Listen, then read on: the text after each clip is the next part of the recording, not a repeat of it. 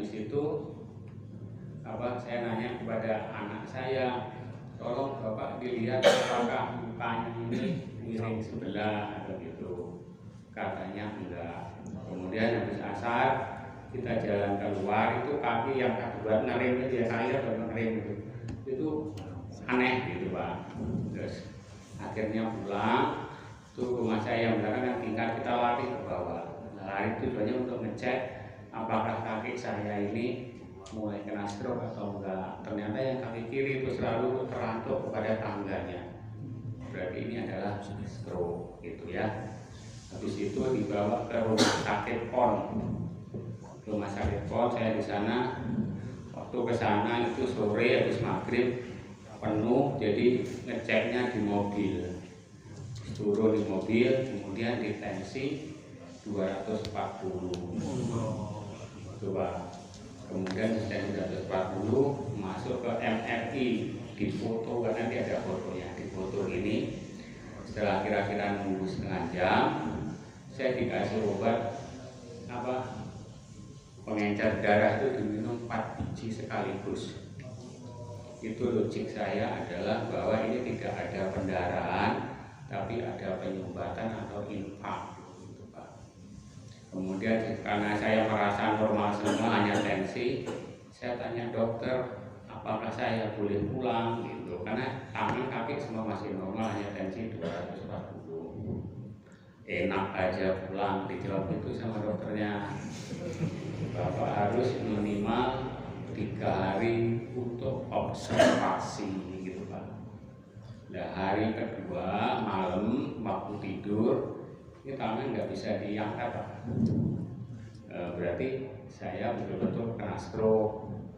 Terus lapor dokternya, saya datang sehat kok pulang sakit, apakah rumah sakitnya yang salah? Ya, apa nggak bisa nangani orang sakit? Kan datang sakit pulang sembuh kan itu ya. Ini datang sehat pulang sakit gitu. Ya, mereka memberitahu saya itu namanya adalah stroke in evolution. Jadi mungkin ada emboli atau penyumbatan yang masih berevolusi. Akhirnya saya dirawat di situ 4 hari. Hari kedua setelah tangan ini nggak bisa digerakin, saya ada merasa itu yang pecah di kepala saya atau di badan saya, yang meledak itu sampai 2 kali. Ordernya kira-kira 0,2 atau 5 second, jadi nggak ada 1 second. Tapi situ nggak ada apa-apa. Kesini logik saya adalah yang dulu menyumbat, sekarang karena ada namanya plasminogen. Jadi kalau ada clot, ada penyumbatan, maka ada enzim tertentu yang akan menghilangkan penyumbatan itu. Pada saat itu disumbat, kemudian lepas, darahnya ngalir, ya itulah yang kayak ada meledak yang 2 kali di badan saya itu. Tapi sudah terlanjur 2 hari, bagian dari otak saya nggak dapat makan. Akhirnya ya nggak bisa digerakkan tangan, kaki, separuh dari sini. Tapi yang kanan masih oke. Gitu Pak, ceritanya begitu. Akhirnya dalam proses recovery, karena saya juga paham tentang psikotermal yang ada scaling atau deposisi atau penyumbatan pipa di geotermal, apakah ini kira-kira mekanismenya sama ya. Jadi bagi teman-teman yang di geotermal, yang ini bien ya. Kreatif bien ini adalah calcite scaling, ini kalsit. Kalsit itu adalah Ca. Tapi kalau yang temperaturnya lebih tinggi, namanya nanti adalah silika yang ada di batu larut di dalam air, maka itulah scaling. Apakah sama mekanismenya? Ya, kalau pipa geotermal membawa steam dari sumur dibawa ke turbin, jadi PLTP menghasilkan listrik, kan gitu, simple as that. Sekarang kalau pipa darah kan membawa makanan dipakai untuk tubuh menghasilkan listrik atau menghasilkan energi, kan sama prinsipnya kan. Yang satu yang dibawa adalah entalpi, yang satu lagi yang dibawa adalah material yang nanti dipakai sel untuk respirasi atau untuk menghasilkan energi yang untuk bergerak, untuk bernapas dan lain. Harusnya kan sama itu saya begitu. Maka saya selama 2 bulan berusaha untuk belajar ini Pak. Ya ini adalah panas bumi, kalau ini adalah kolesterol. Kenapa kok kolesterol? Karena sebagian energi yang dibawa, yang kita makan dibawa oleh darah itu adalah lemak, lainnya adalah glukosa, lainnya adalah protein.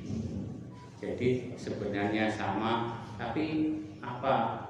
Satu bisa menyumbat dan yang satu lagi juga bisa menyumbat juga, dua-duanya sama menyumbat. Ini Dieng Pak ini ya. Ini PLTP Dieng, saya pernah ke sana 70 MW yang mengoperasikan biopipa. Ini karena by nature ya, by nature batuan itu larut di dalam air panas atau geothermal fluid, maka pada saat terjadi moving dari reservoir ke pembangkit, nanti dia akan menjadikan ini Pak deposisi. Kenapa terjadi deposisi? Karena kemampuan untuk melarutkan,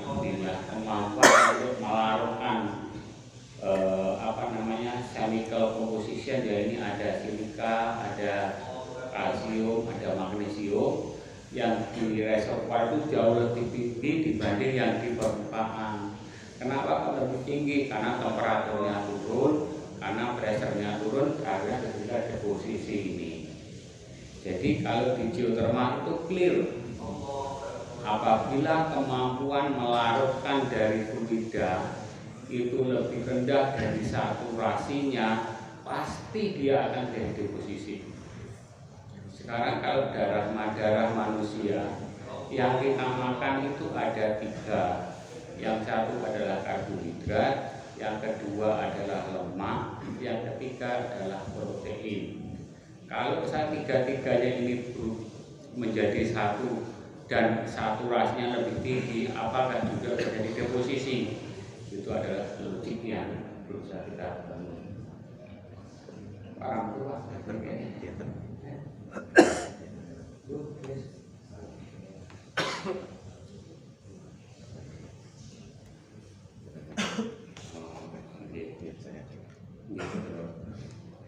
itu Pak, logik yang berusaha kita bangun. Tapi ternyata beda Pak. Jadi ya nanti ada presentasinya. Kalau misalnya deposisi dari geothermal itu semata-mata karena saturasinya sudah tidak bisa lagi dilarutkan oleh geothermal fluid. Tapi kalau misalnya penyumbatan di saluran darah itu bukan karena deposisi, tapi karena ada satu kerusakan, namanya adalah lipoprotein yang masuk ke dalam saluran darah. Dan di sana ada yang disebut dengan ROS. ROS itu adalah residual oksigen spesimen. Apa itu? ROS itu adalah limbah dari pembangkitnya badan ini pada saat dia menghasilkan energi atau ATP. Listrik kalau kan ada limbahnya ya. Badan kita waktu menghasilkan juga ada limbahnya. Limbahnya itu disebut ROS, itu adalah radikal bebas oksigen. Kalau oksigen ini kena pada lipoprotein, maka lipoproteinnya akan teroksidasi.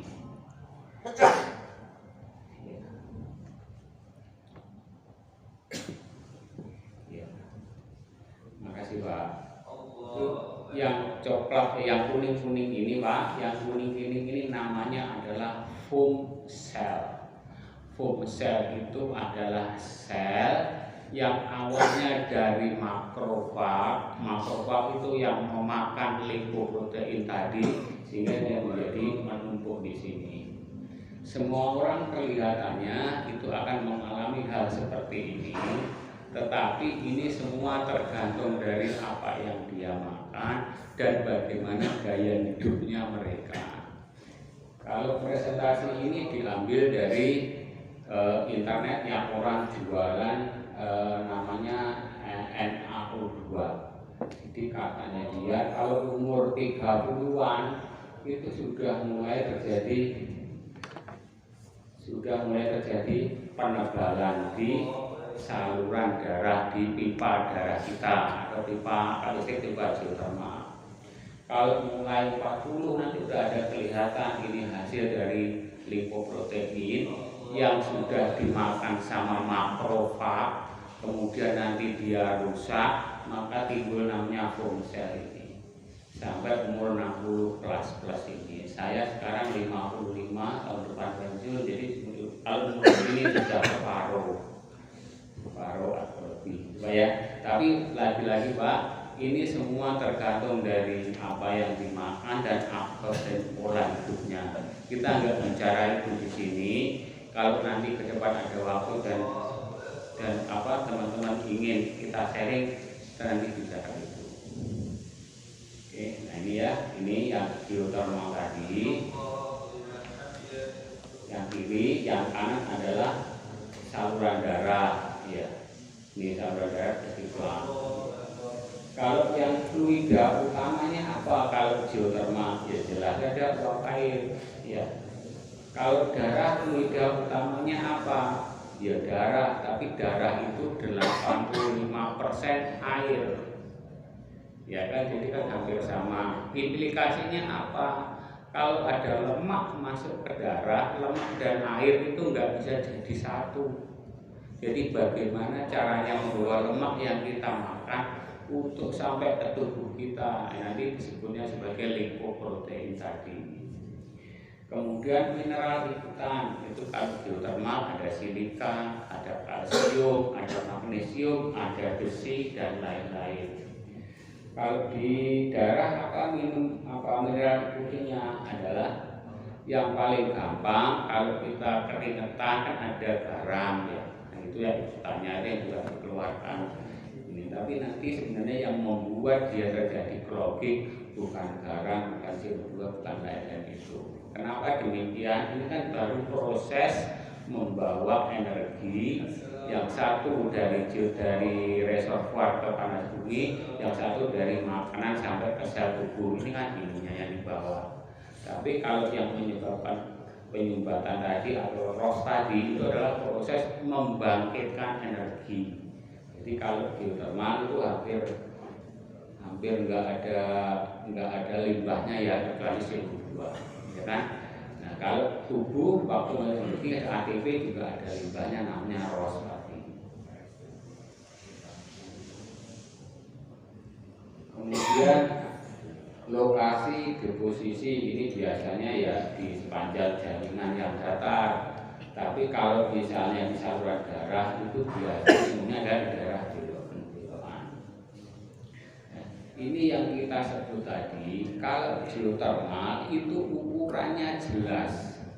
Jadi apabila konsentrasi larutan itu lebih tinggi daripada fluida yang tidak dilarutkan, maka pasti terjadi deposisi, pasti terjadi scaling. Ini contohnya. Tapi kalau tubuh manusia ukurannya nggak jelas, bapak-bapak sekalian. Ini adalah hasil MCU saya 3 hari sebelum stroke, Pak. Ini hasil MCU saya.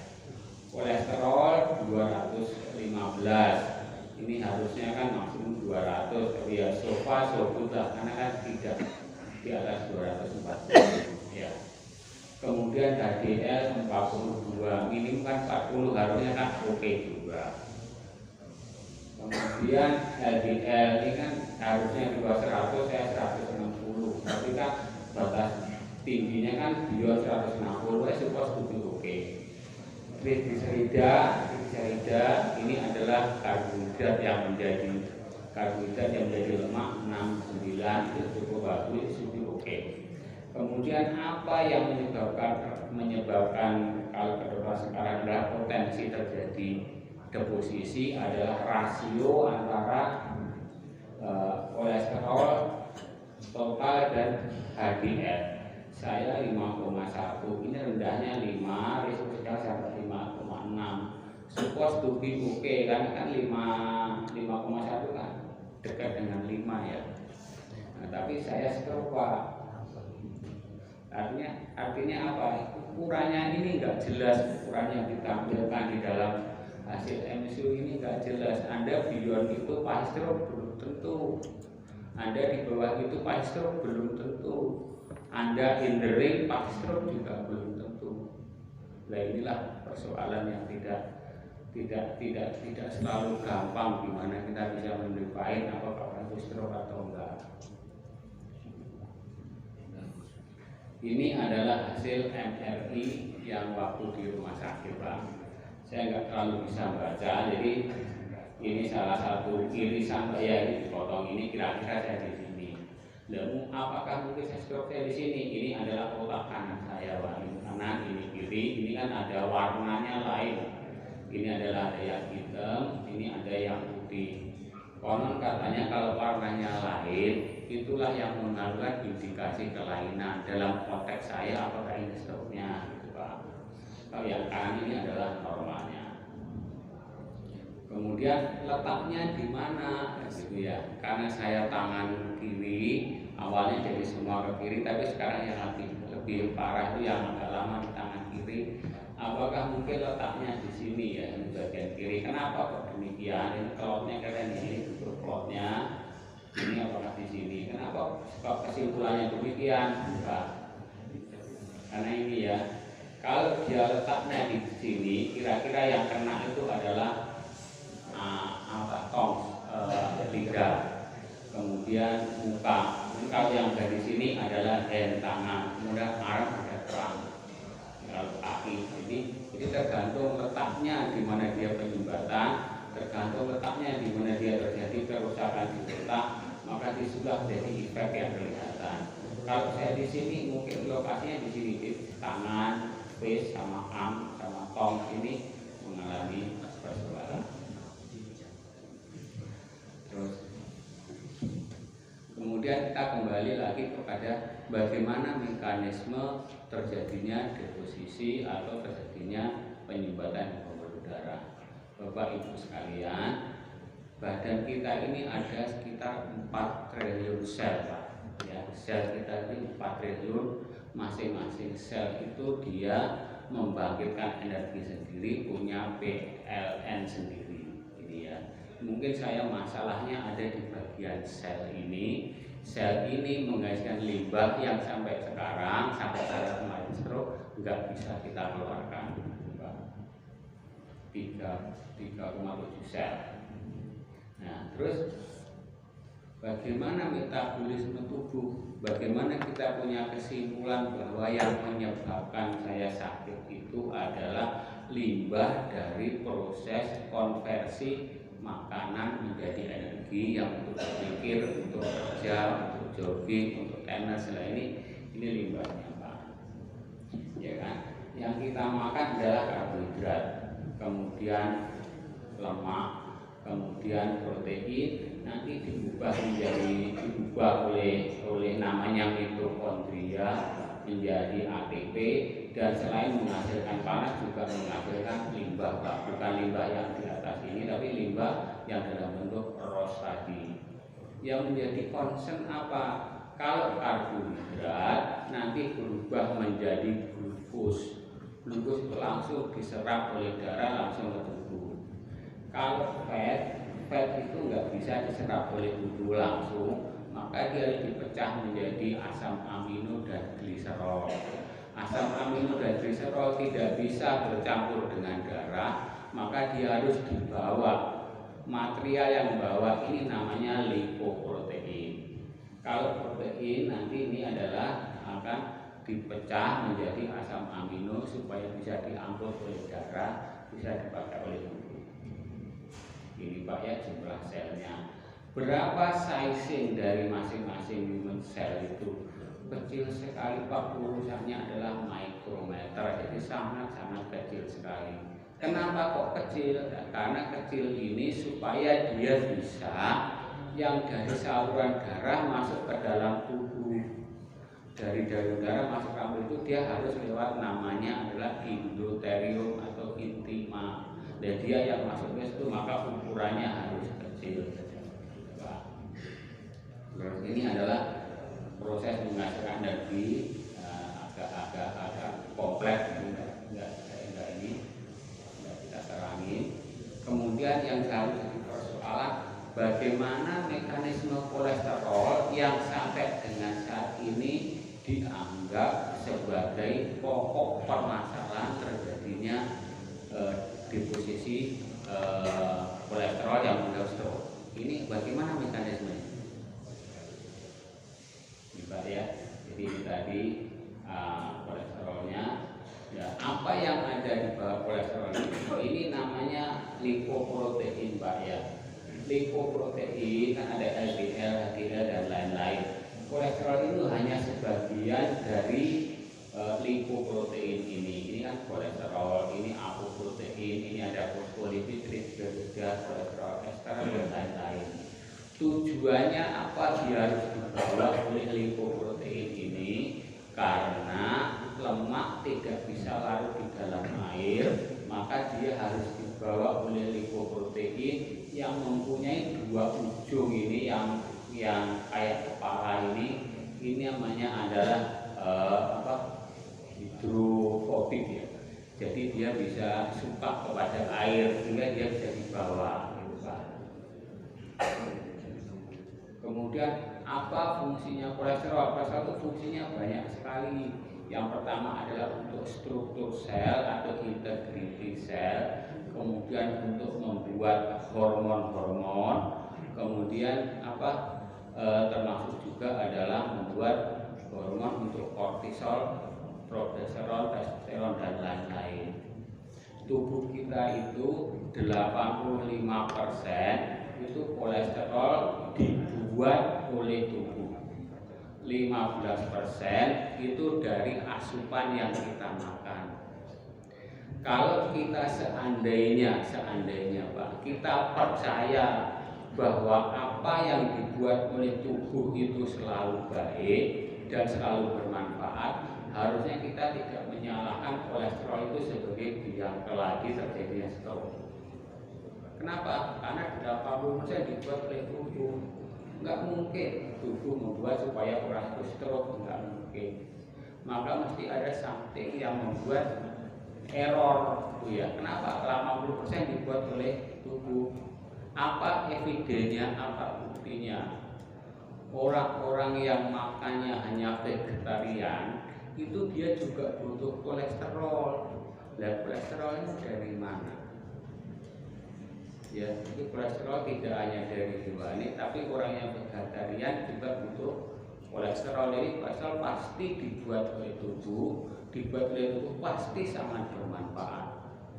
Kalau sangat bermanfaat dibuat oleh tubuh, maka jangan menganggap kolesterol itu sebagai biang kerok atau biang keladi terjadinya stroke. That is good, that is not a culprit. Ya, ini dari bentuk-bentuknya lipoprotein. Yang paling gede ini namanya silomikron. Silomikron itu adalah makanan yang kita makan yang ada kolesterolnya tadi dipecah menjadi asam lemak dan gliserol, dibawa oleh silomikron ini ke dalam tubuh. Sebagian diserap, sebagian masuk ke liver. Liver membuat namanya VLDL, yaitu adalah very low density lipoprotein. Tujuannya apa? Untuk membawa lemak dari liver ke dalam tubuh, ke dalam sel. Untuk apa? Untuk diperlukan buat hormon dan lain-lain. Ya, kemudian setelah dia sebagian yang dibawa diterima oleh tubuh, nanti dia kembali lagi ke liver, namanya ini ada HDL. Dan LDL ini adalah sebagian dari kolesterol yang dia dibutuhkan oleh tubuh untuk integriti sel, untuk membuat hormon dan lain-lain tadi. Ya, ini adalah sizingnya, ya ini ukurannya. ukuran ini ukurannya sangat small sekali.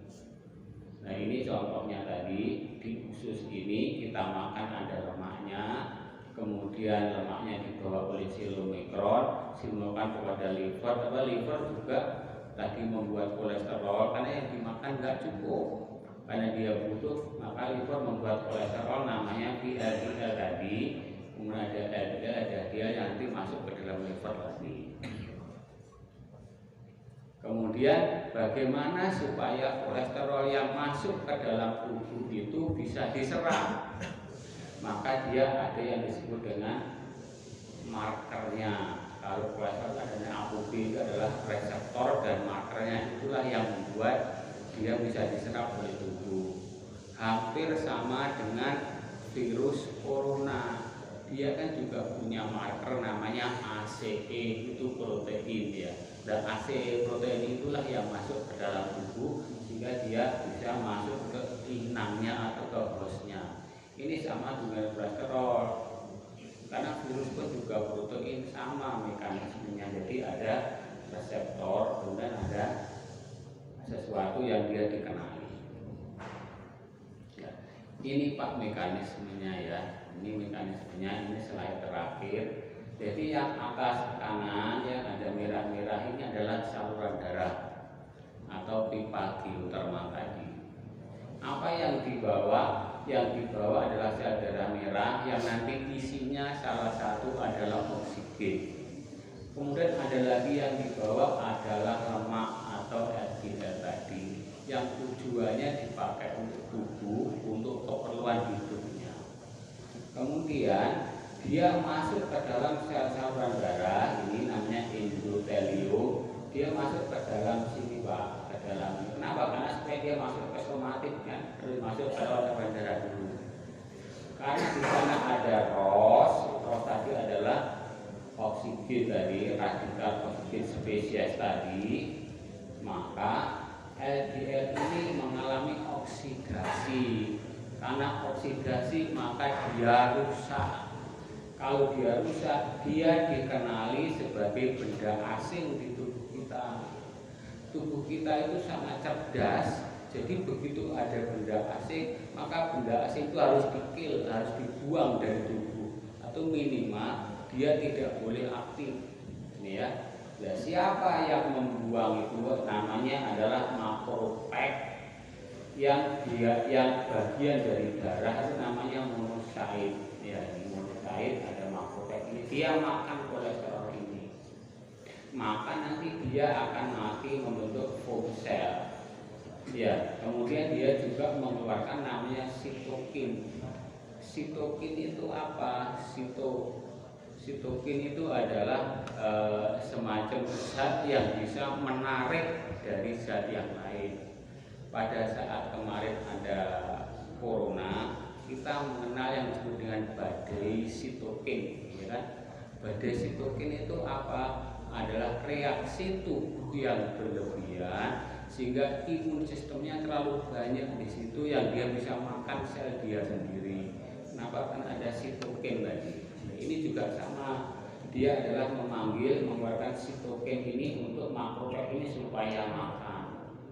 Setelah menjadi foam cell dia mati, karena mati kolesterolnya dia turun tadi keluar lagi ini menjadi tumpukan dari ini ada foam cell, kemudian ada selnya sendiri ya. Nah dia karena letaknya di bawah saluran darah, maka dia akhirnya terjadi kayak benjol gitu ya, kayak benjol gitu. Akhirnya apa, diameter dari saluran darah atau diameter pipa ini diameternya menjadi menyempit ya kan. Kalau rumus aliran Q adalah volumetrik sama dengan luasan kali velocity ya kan. Q sama dengan A kali V. A itu adalah Pi kali D kuadrat dibagi 4. Jadi fungsi kuadrat dari diameter. Tuh ya. Lah kalau misalnya ini diameternya sudah mengecil, aliran volume darahnya tetap. Jadi yang paling cepat nanti apa? Velocity-nya. velocity fungsi kuadrat kali diameter. Akibatnya apa? Kalau misalnya dia velocity-nya sangat cepat, maka terjadi di endotel ini jadi kerusakan. Karena rusak, maka dia seolah-olah seperti sobek atau apa ya, kalau kita kena silet kan sobek. Ya, sobeknya ini akan membuat fibrinogen. Fibrinogen itu adalah apa, kayak serat-serat yang ada di darah. Tujuannya kalau luka dia bisa mampet lukanya, ya lukanya mampet. Ya, fibrinogennya inilah yang nanti mengikat sel darah merah tadi, maka membentuk clot ini, membentuk pembekuan ini, namanya trombus. Nah ini kalau letaknya di otak, maka terjadi stroke. Kalau ini letaknya ada di jantung, maka namanya jantung koroner. Kalau letaknya di tangan atau semuanya ada edema atau kemerah-merahan. Nah ini yang menurut saya terjadi kepada saya di otak saya, dan saya alami setelah 2 hari. Ada namanya enzim plasminogen yang secara alami menghancurkan clot ini. Gitu Pak ceritanya. Ini adalah mekanismenya apa, terjadinya clotting atau deposisi dari apa, pembuluh darah. Kira-kira hari ini itu Pak kan nggak boleh waktunya lama-lama ya. Jadi apakah ada kesamaan deposisi geotermal dan deposisi di darah? Enggak sama. Kenapa kok enggak sama? Karena ini letaknya ada di bawah lapisan endotelium ini. Jadi kalau kita pakai sisal, kita sobrok, kita apa, ya nggak bisa, letaknya ada di bawah endotelium. Tapi kalau geotermal kan bisa, kita kasih asam, kita kasih sisal, keluar dia. Sisal itu apa? Bejek apa? Scrub ya? Iya. Kalau bersih ini geotermal disogok-sogok itu Pak bersih. Kalau ini masa otaknya disogok-sogok, nggak bisa, karena letaknya di bawah sini. Kira-kira demikian Bapak yang saya pelajari. Dan bagaimana nanti mencegah ini semuanya, nanti kalau ada waktu lain, karena ilmunya juga lain. Ini ada dari yang penting banget tapi nggak bisa saya sampaikan. Lagi namanya adalah fight and flight. Ya. Fight and flight itu adalah salah satu respon dari tubuh terhadap lingkungan luar. Itu ini yang menyebabkan, salah satunya adalah terjadinya stroke. Itu adalah mekanisme fight and flight. Respon itu bagi si otak kita, dia tidak mengetahui apakah ini bahaya mau ketabrak mobil, atau bahaya karena kerjaannya nggak selesai judit, atau di rumah dimarahi sama istrinya, atau bayar kuliah nggak ada duitnya. Ini otaknya nggak tahu sebabnya apa, tapi responnya sama. Ya, respon ini yang kita sebut sebagai stres tadi. Ya, stres kan dari luar. Bagaimana mekanisme tubuh melawan respon dari stres ini? Ini adalah mekanisme fight and flight tadi yang tidak sekarang kita bicara. Kalau misalnya ada yang mau ditanyakan atau cukup, Pak Ustaz, silakan. Silakan Pak, kalau ada yang mau nanya. Geotermal kaitan. Dengan gemuk.